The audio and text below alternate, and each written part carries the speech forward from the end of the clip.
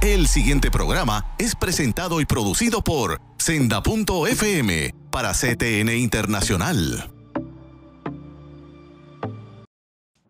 Bienvenidos nuevamente a tu programa Derecho y Palabra. Esta es la continuación del diálogo con nuestro hermano en Cristo, el pastor Milton Picón, tratando de, en estos dos programas, ¿verdad? Este segundo programa, que él pueda vertir muchas de sus experiencias. Puedo decirle algo, Milton podrá estar en un partido político, podrá estar no en ningún partido político, pero siempre ha sido un educador. Es una persona, si usted quiere saber el costo de entrar en esta lucha, que incluye la vida política o partidista, sin abandonar nuestra fe y sin confundirla, porque tú las has mantenido bastante delineadas, es con el pastor hermano Milton Picón. Así que no te vayas, hoy continuamos, queremos saber dónde está Milton en estos momentos y poder tocar las últimas leyes que fueron aprobadas durante esta primera sección ordinaria de la legislatura de Puerto Rico. No te vayas, continuamos en breve.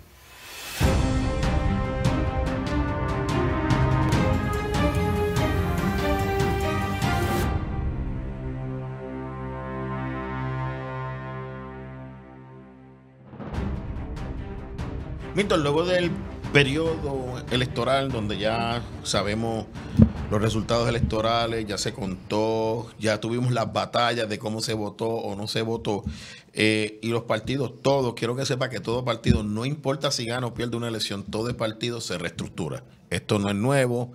Se analiza dónde se fracasó, dónde se ganó. Esto es parte del proceso, y en ese sentido escucho mucha gente hablando que no sabe que después de una... Es más, incluso en el conteo de votos, ya los partidos están buscando la reestructuración. Y eso es bien importante. Y ya habiendo bajado bastante el diapasón de la lucha dentro del sector conservador por política, ¿dónde tú te encuentras? Bueno, antes de decirte dónde yo me encuentro, te tengo que decir que yo antes de las elecciones del 2020, al igual que un montón de personas más dentro del movimiento conservador, pues teníamos la campaña de lo que se llamaba el voto de valores, donde hermanos compañeros, pastores, hacían una hoja suelta que se llamaba me acuerdo. El voto moral. Voto moral. Yo participé en eso. Que creó controversia porque siempre decían personas que se favorecían a más personas de un partido que de otro, pero la realidad era que se miraba el récord. Y el récord, pues, era lo que aparecía. De hecho, mirábamos allí. hasta el récord legislativo, pues yo llegué a participar en 2016, 2020, y yo mismo, hubo gente de mi partido que decía, no, él dijo eso en tal sitio. Sí. Y uno pagaba consecuencias, como pero tú dices. mira, lo que ocurre es que aquí, históricamente en Puerto Rico, habían unas personas particulares que iban a los partidos principales, a los dos partidos principales, hablarles del comportamiento electoral, particularmente de los evangélicos, ¿verdad? Y yo conocí a algunas de esas personas, ¿verdad? Que me decían, bueno, ¿verdad? Yo voy allí a la Junta de Gobierno, les hablo y qué sé yo. Y siempre ellos decían que había una votación, había un grupo de votantes que era flotante. O sea, que eran cristianos, que eran gente de valores, y gravitaban. O sea, lo mismo te podían prestarle el voto a otro partido si la plataforma de gobierno... Y cruzaban líneas, votaban mixto también, no eran íntegros, buscaban... Y hablaban de que era un grupo de cerca de 80,000 o hasta 100,000 creyentes. Y hubo un momento que se calculó en 150. ¿Verdad? Y yo puedo afirmar que eso era cierto porque yo conocía gente de la Junta de Gobierno de los dos partidos que decían, aquí vino fulano y hizo esta presentación y me lo decían. Y yo decía, wow, o sea, la presentación no estuvo mal, o sea, los números son buenos, cuadran con, obviamente, de esos números, pues, sale Proyecto Dignidad en las elecciones del 2020. Y ese es el número que siempre han mantenido, porque ahora también mantuvieron un número cercano a eso. O sea, y obviamente, pues, era gente que examinaba las plataformas de gobierno, examinaba posibilidades de candidatos que pudieran ejecutar, ¿verdad?, en favor de lo que ellos entendían que eran unos valores que estaban plasmados en una plataforma de gobierno como una promesa electoral de los partidos. Yo estuve en el equipo fundador, o sea, de Proyecto Dignidad, porque entendía que era una idea política novel, iba a ser partido minoritario, pero partido minoritario es el PIB. El PIB. O sea, ya han tenido Victoria unas Ciudadana personas allí, sí. o sea, y yo he visto, ¿verdad? Que son gente que tiene por lo menos voz. O sea, tienen acceso a todas las comisiones. O sea, mira, yo siempre en política he sido bien realista. Si usted es miembro de la minoría y tiene un solo legislador, ese legislador tiene derecho a estar en todas las comisiones porque representa a un sector electoral que respaldó ese partido. Y el grupo conservador necesitaba eso, sí lo necesitaba, porque tú sabes que la legislatura es compleja. Mi hermano, usted se entera de cosas después que un proyecto lleva semanas en ese tracto y no Incluso sabe. cuando va a bajar, le meten una enmienda en el hemiciclo que tú te enteras en ese momento y tú te da un dolor de cabeza. Mira, yo me acuerdo, Gao, que Carlos Sánchez tenía un buzón en el archivo de la Cámara. Sí, yo recuerdo. Ahora se puede buscar en sistema, pero antes no. Sí, antes él decía allí Asociación Provida, mano, y aquello estaba un pie y medio de proyectos. Y Carlos a veces iba y le decía a la hija, da una vuelta porque hay mucho proyecto y voy a bajar y hay mucho. Así que da una vuelta por el Capitolio y me esperaba. ¿Y qué hacía Carlos Sánchez? Carlos cogía, pues esto es de economía, pues déjame ver cómo yo reparto esto es de educación, pues se lo doy a educadores cristianos. O sea, pero eso era cuando no había sistema. O sea, pero tú te enterabas de que rey, este proyecto ya se radicó. Ahora hacen otra cosa, se tardan 1 o 2 días en subirlo en el sistema. Sí, ve, pero por lo menos todo el mundo tiene acceso. Pero el hecho de tú tener una persona que pueda estar en todas las comisiones, pues sabe lo que está pasando en el Capitolio. Hay personas que obviamente, yo soy, como te dije, yo soy bien realista. O sea, hay gente que hace cosas y sueña con pajaritos preñados en el espacio. Perdónenme el suspiro. Y pues, obviamente, mira, yo siempre en eso, pues... Sí, pero tú estás en un partido, tú tienes que sumar votos. O sea, ya la dinámica cambia. Ya no es un equipo de trabajo, ya no es un think tank, es un partido político. Y tienes que saber que también los partidos políticos tienen y niñez, tienen adolescencia y tienen adultez. O sea, tienen soñadores, tienen gente inteligente, tienen gente idealista. Los partidos tienen todo. Tienen de todo. Tienen de todo. Y cuando la gente logra trabajar muchas de esas cosas, pues se logran unas cosas. De hecho, yo fui parte de la primera junta de gobierno. En el 21 tuve un problema que pensaban que era cardíaco y me recomendaron aléjate de todas las presiones. No sabía que por eso era que te habías alejado. Y entonces renuncié a un montón de juntas de directores a las que pertenecía, que me ocupaban un tiempo. Yo estoy jubilado, tenía tiempo, pero eso me generaba tensión y dije, pues mira, yo voy a... Pero en esa época tú estabas terminando la pastoral, porque recuerdo que preparamos unos papeles en cuanto a eso. Sí, ya para ese tiempo estaba pasando el batón y dije, no, yo voy a dejar todo esto, me voy a quedar tranquilo en la... Tú eres un conciliere ahora. Entonces estoy allí casi como pastor asociado. Tienen un buen pastor ahí, muy sabio. Pues disipulé bien a los que están ahora. Tiene buen nombre, ¿verdad? tiene buen nombre. Y son gente valiente, son atrevidos y tienen lo más importante, tienen juventud para echar para adelante. Déjame decirte, la senda antigua también es así, es una iglesia valiente, con unos jóvenes que son bravísimos. O sea que los pastores que estuvieron en este movimiento, que se han mantenido, han preparado una juventud brava. Eso no lo teníamos tampoco. Nosotros éramos 2 o 3 bravos, ahora hay una juventud brava. Sí, lo que yo vi en la universidad, yo dije, esos muchachos no están solos, alguien los está asesorando, pues lo hicieron muy bien. Sí, me gocé. Y se está en el proceso de seguir educando. Sí. O sea, yo quisiera ver como los jovencitos que estuvieron pro vida en la universidad, yo quiero ver más actividades, las confraternidades, que tú sabes que para los 70 fueron un muro de contención. Era cierto, la confra era el muro. Mira, la confra hacía una cosa y muchos de los temas eran motivo de conversación de clase para un profesor. Doc, aquí los religiosos estos dijeron esto. Pero se hablaba, ¿verdad? Y eso pues yo creo que la lucha fuerte empezó con la hija de Misraín, ¿te acuerdas? Cuando empezó lo de la le dieron el escrito aquel que le demandó y ganó. Sí, eso fue una lucha. Y esto, como tú dices, esto no acaba hasta que Cristo venga. Sí, no, y en esto, pues mira, yo trato de analizar la política desde lejos, desde afuera, no desde lejos, desde afuera. Y uno sabe. Por eso me llamó mucho la atención, nunca habíamos tenido, de que te entraste de lleno, porque tú siempre tenías la capacidad de mirar todo lo partidario y hacer una recomendación. Sí, pero obviamente, ¿verdad? Pues habían amigos, colegas, o sea, de muchos años, ¿verdad? Que hemos estado y en hubo diferentes situaciones luchas. que uno no puede decir al aire, el tiempo no nos da, que estábamos hablando que propiciaron el nacimiento de Dignidad. Sí, correcto. Hubo unos movimientos de ciertos partidos. Y tú sabes, Gao, que la política es un movimiento que es bien, es continuo, es activo. O sea, mira, yo recuerdo una vez, estaba en Cumbre, en un programa de radio que tengo, en una emisora secular. Sigues en Cumbre. Sí, todavía sigo allí. Recuerdo cuando teníamos que ir Utuado y tú pusiste la estación en tu casa porque era muy fuerte. Y me acuerdo que Ricky Rosselló, en ese momento que estaba haciendo el programa, estaba en la oficina Oval, hablando con Trump. Y todo el mundo dijo, se puede postular mañana y barre. Sí. Porque es el primer individuo gobernador que se sienta en la oficina Oval a hablar de un presidente. Y demócrata. Y demócrata. Y de momento alguien vino y dijo, recordó una línea de propaganda que tiene una emisora, de que las noticias cambian de minuto a minuto. O sea, la política es así. O sea, y también tengo que decir esto.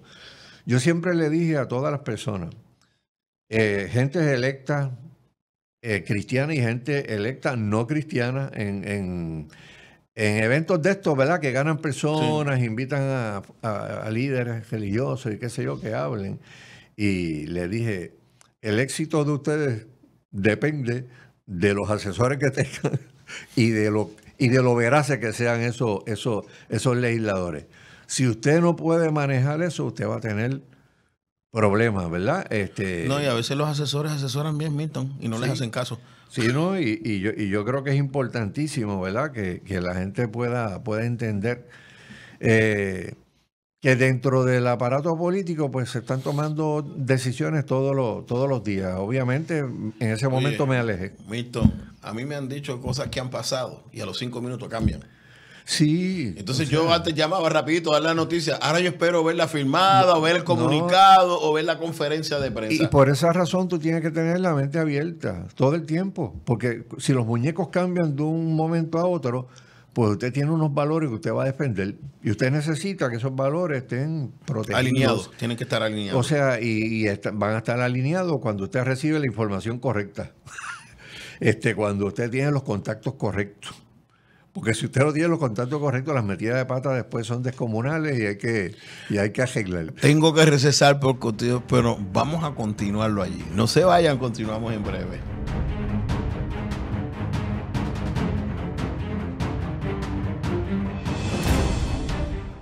Busca CTNI en YouTube y sé uno de los miles que se han suscrito para disfrutar on demand de la gran variedad de programas diseñados para ti. Suscríbete al canal de YouTube de CTN Internacional.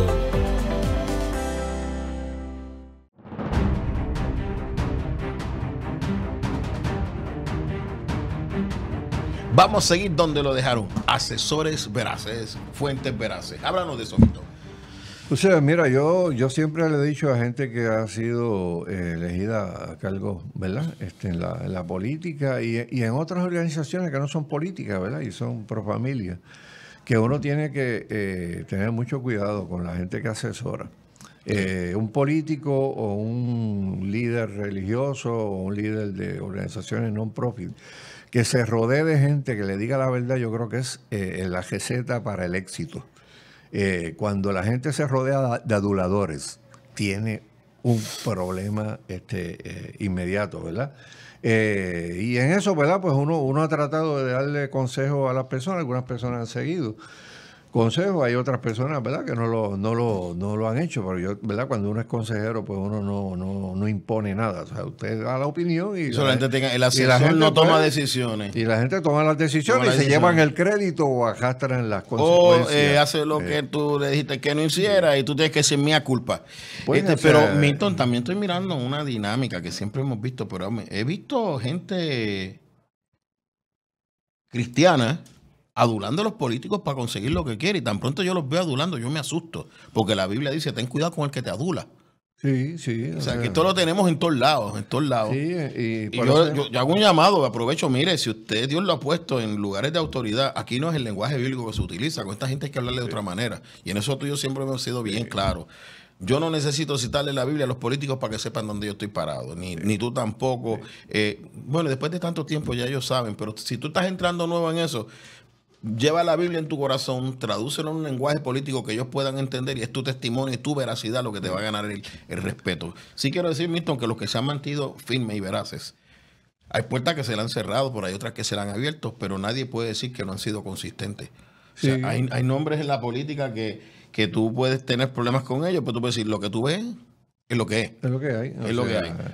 Y obviamente, como me preguntaste al principio, pues ¿sabes? Yo soy todavía miembro bona fide del proyecto Dignidad. De hecho, ya no estaba, ¿verdad?, en los cuadros directivos por el episodio que me dio. Y la última actuación, ¿verdad?, que tuve recientemente fue dentro de un comité evaluador de personas que van a pertenecer a esa junta de gobierno, ¿verdad?, que no puedo hablar de eso porque ahí hay una regla de pero sí he visto en las redes, oye, que cada vez que pongo un anuncio que alguien renuncia me caen a par, pues yo lo que hago es poniéndola en tu 7, tiene muchos candidatos jóvenes nuevos. Sí, lo que yo sí puedo decirle a la gente, ¿verdad?, que están dentro del proyecto de Dignidad, pues cuando hagan campaña, se supone que las campañas sean de ideas, ¿verdad?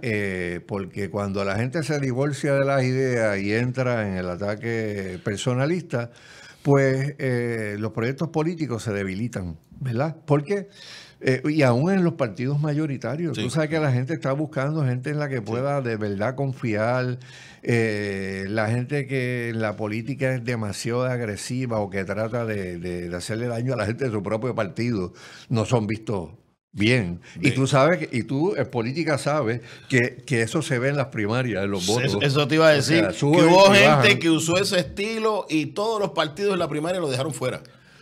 Todo, pues, prácticamente todo, por lo menos.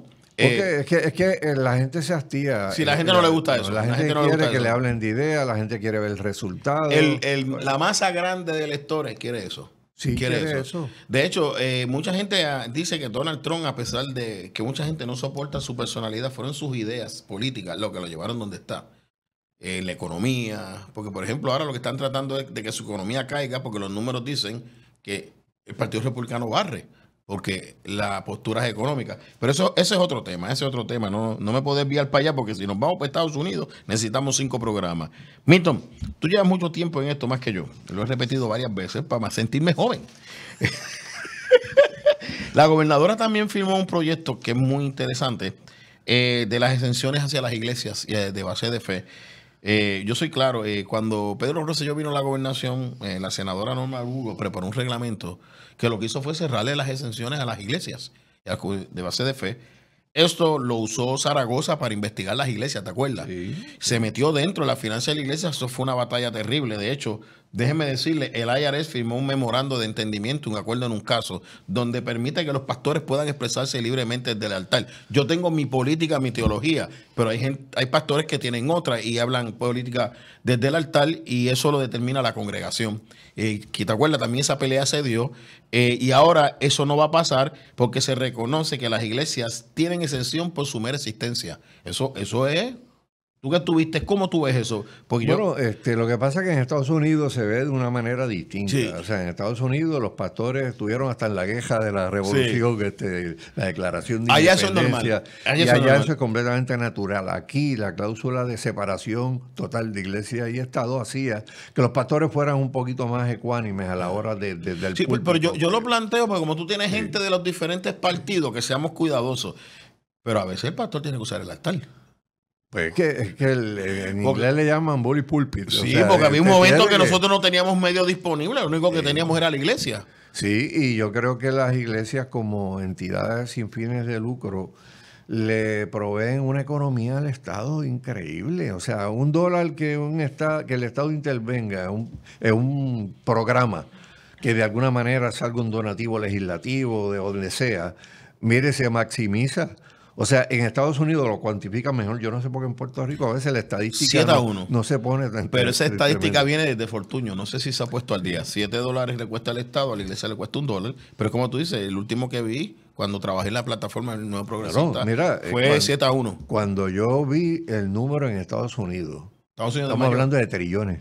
Wow. De economía al gobierno por todas las non-profit que bregan con educación, drogas, aquello, los sí, que usan el dinero para lo que se lo dan. Y que inclusive meten dinero de las propias iglesias para hacerlo. O sea, cuando reciben, pues pueden hacer mucho más. Y yo creo que había mucha tranquilla a nivel local para gente, ¿verdad?, que hace ministerio para eclesiásticos y se encontraban con una burocracia bien salvaje. Cuando a mí me tocó trabajar eso desde el punto de vista de base de fe, que los conciliares fueron, yo porque ustedes son los que bregan con esto, a mí me pidieron la opinión. Yo lo que creo que se están usando las licencias y las exenciones contributivas para ahogar las iglesias y ahogar las comunidades de base de fe. Y ese fue el análisis que yo recomendé y se decidió entrar a las iglesias. Pero es lo que tú dices, mucha gente tenía que hacer tanta cosa que no podía cumplir. Y creo que esto a los concilios les cuesta miles de dólares anuales. Sí, miles. Yo no lo sabía. Me enteré ahora cuando se firma un concilio. Me dice, tú nos acabas de comunicar a nosotros como $7,000 anuales en honorarios para conseguir exenciones. Y yo me dije, Dios mío, yo no sabía que esto era un negocio tan grande. No, y para mantenerla. Y para mantenerla, porque obviamente sí, si el gobierno te da, pues tú tienes que responder y tienes que tener esos donativos, tienen que estar claros. Sí, pero la propuesta no te da dinero para que renueve la exención. Solo tiene que buscar la corporación desde otro lado. Y las corporaciones que yo conozco sin fines de lucro cristianas, los sueldos no son muy altos. Sí, no, y hacen un trabajo extraordinario. Yo creo que medidas así, pues lo que hacen es facilitarle el trabajo a toda la gente buena en este país que quieren hacer algo, que quieren aportar. Porque, Gabo, o sea, usted lo único que tiene que darse una vueltecita por las plazas del pueblo y ver a los hermanos que hacen las comidas para dárselas a los deambulantes, que están buscando a gente para llevarlos a programas de rehabilitación. O sea, el trabajo de la iglesia es grandísimo, y en la medida que el Estado no debe verse como enemigo de la iglesia, porque no es enemigo de la iglesia. O sea, y la cláusula de separación de iglesia y Estado, pues no implica, ¿verdad?, que ¿verdad? Es una relación que tiene que estar donde yo veo el problema, lo que hemos hablado, que hay unos sectores que no están bien preparados, que cuando el gobierno hace algo en particular que no le gusta, le pelean. Pero es que el gobierno, por nuestra naturaleza religiosa, va a hacer cosas que no nos gustan. Entonces, esa tú le das la batalla, pero tú no tienes que romper la relación con ellos, porque más adelante hay otras cosas que tú las puedes trabajar. O sea, y esa ha sido mi experiencia. Hay cosas que se han hecho en estos primeros meses que yo no he estado de acuerdo. Oye, pero hay otras que hemos sido bendecidos. Entonces, ¿dónde tú te quedas? Yo siempre he pensado que las victorias se logran cuando usted tiene la gente correcta en los sitios correctos. O sea, si usted... Si tú estás fuera de ministerio, usted no va a funcionar. No, porque es que si tú no tienes la gente correcta en los lugares correctos, primero no tienes la información correcta, o nunca la tienes. O no tienes los contactos. Y si no la tienes, no puedes ejecutar, no puedes hacer nada, o puedes hacer algo que te salga mal. Así que yo creo que es súper importante, ¿verdad?, que nosotros continuemos hablando, respetándonos,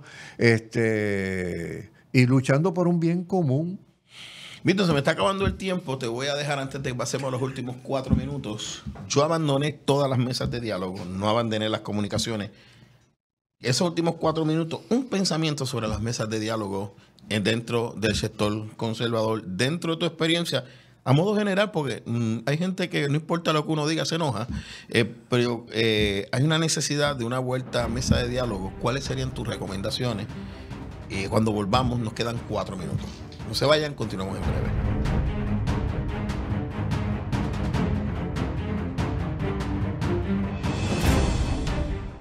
Busca CTNI en YouTube y sé uno de los miles que se han suscrito para disfrutar on demand de la gran variedad de programas diseñados para ti. Suscríbete al canal de YouTube de CTN Internacional.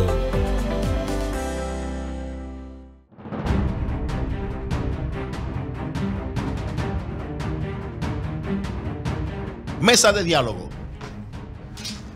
Las mesas de diálogo son importantes cuando hay honestidad, cuando hay integridad, cuando la gente respeta los acuerdos.